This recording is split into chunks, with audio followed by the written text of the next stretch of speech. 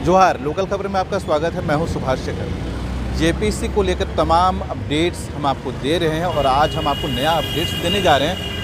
अभी इस वक्त हम हैं जेपीएससी दफ्तर के बाहर और यहां पर एक जेपीएससी अभ्यर्थी आज से आमरण अनशन शुरू करने जा रहा है। और इस अभ्यर्थी की खास बात यह है कि इन्होंने जेपीएससी की पीटी परीक्षा पास कर ली है और अब मेंस की तैयारी कर रहे हैं। बावजूद इसके ये आमरण अनशन आज शुरू कर दिए हैं। इन्हीं से हम जानेंगे ऐसा इन्होंने क्यों किया है और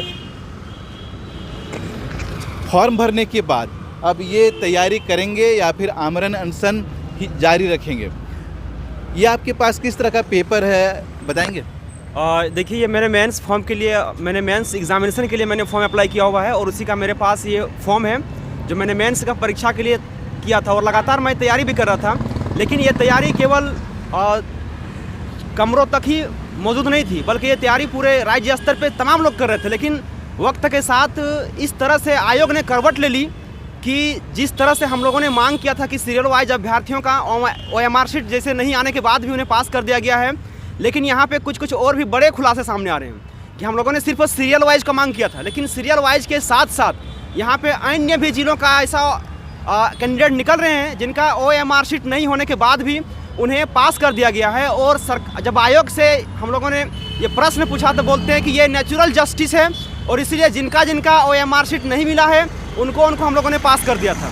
तो जाहिर सी बात है कि आज अगर मैं अपने स्कूल में अगर OMR शीट जमा नहीं करता तो भी मैं पास हो चुका होता।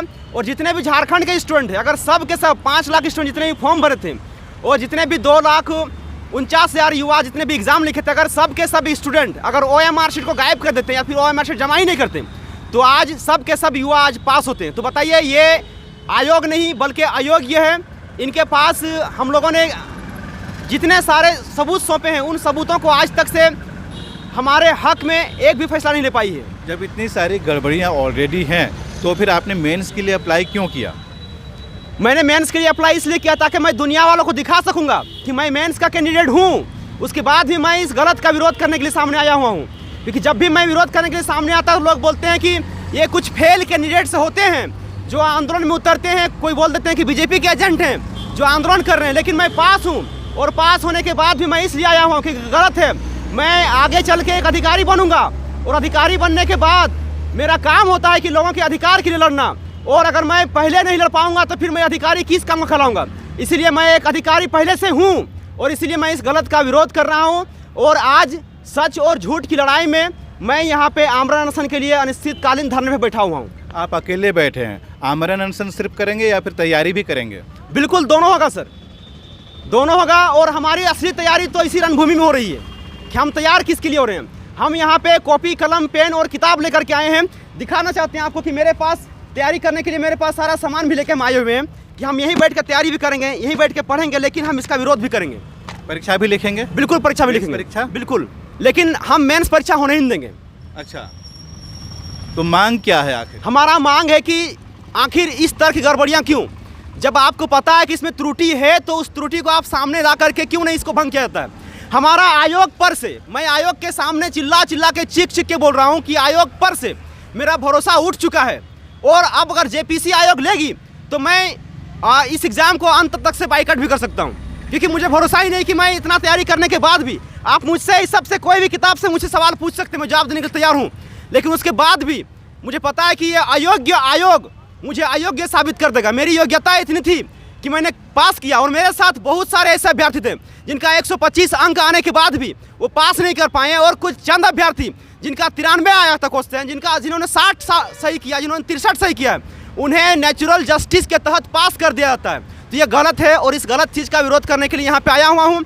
आप देखिए ना, हम उस आयोग के अध्यक्ष से क्या उम्मीद रख सकते हैं कि आप अकेले बैठे हैं, अपने बाकी साथियों से क्या अपील करना चाहेंगे? मैं अपनी बाकी साथियों से यही बोलना चाहूँगा कि देखिए, आप उस शख्स के बातों पे विश्वास मत कीजिए जो मीडिया बंधुओं के सामने आके बोलते हैं मस्त रहिए, मुस्कुराते रहिए, निश्चिंत रहिए।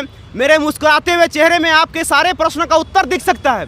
तो उनके सारे प्रश्नों का उत्तर यही दिखा है कि उन्होंने स्पष्ट कह दिया कि जो जिनका OMR शीट नहीं आएगा मैं उन्हें पास कर दूंगा, और उन्होंने पास कर दिया है। आप देख सकते हैं ये मोहम्मद गुलाम हुसैन है जो जेपीसी की पीटी परीक्षा पास कर चुके हैं और मेंस के लिए अप्लाई भी कर चुके हैं और पढ़ाई भी कर रहे हैं ताकि जब भी कोई एग्ज़ाम हो फेल नहीं हो, पास करते रहें। साथ ही साथ भ्रष्टाचार का भी विरोध कर रहे हैं और आज जेपीएससी दफ्तर के बाहर आमरण अनशन पर बैठे हुए हैं। यहाँ से जुड़ी हर अपडेट हम आपको दिखाएंगे। देखते रहिए लोकल खबर।